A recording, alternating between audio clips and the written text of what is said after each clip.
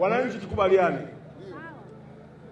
Hatuwezi kupanga kitu tukiwa hatuna pesa.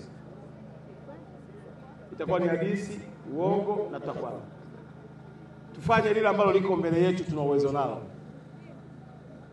Kwa maelekezo yangu, kesho asubuhi wawepo watu wanahangaika na huo mradi wa kwanza wa kuongeza nguvu ya hizo high beam. Ni HB au high beam?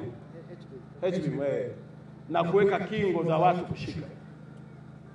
Uwezo wenu wa kwanza wa sasa. Jamani, tunaanza na kile ulichonacho, si ndio? Ndio. Kwa tuanze na hiki tulichonacho. Alafu mkae sasa kupitia kamati ya fedha chini ya mstahiki meya kuona mpango kabambe kwa kutengeneza kivuko imara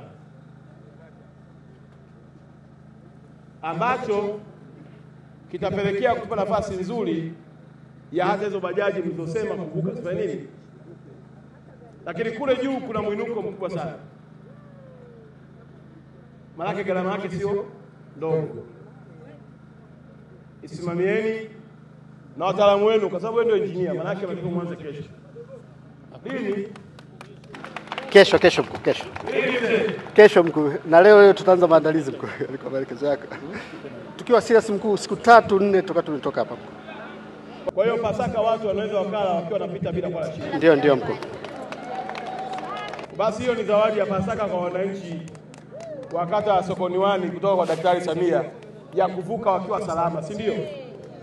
Sasa jambo muhimu ni kusimamia tulichowaambia wananchi. Kila mtu atimize wajibu wake. Si ndio ndugu zangu? Kila mtu akitimiza wajibu wake mambo yanakwenda vizuri. Kivuko hakina hata kingo za kushikilia. Maana yake watu wanaopita wakizidi kidogo kinakatika.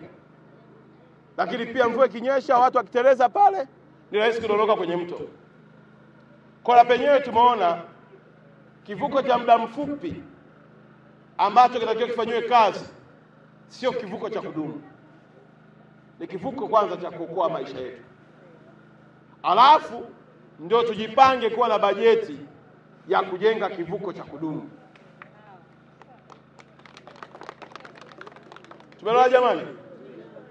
Maana sasa hivi tumekubaliana kwa pamoja ya kwamba kijengwe kivuko cha muda ambacho kitakuwa bora zaidi kuliko hicho kivuko. Tukijenga kivuko cha muda kitajengwa bora zaidi. Lakini ndoto yangu nitamani ijengwe kivuko kikubwa au daraja ili wananchi wao wanapita hata na bajaji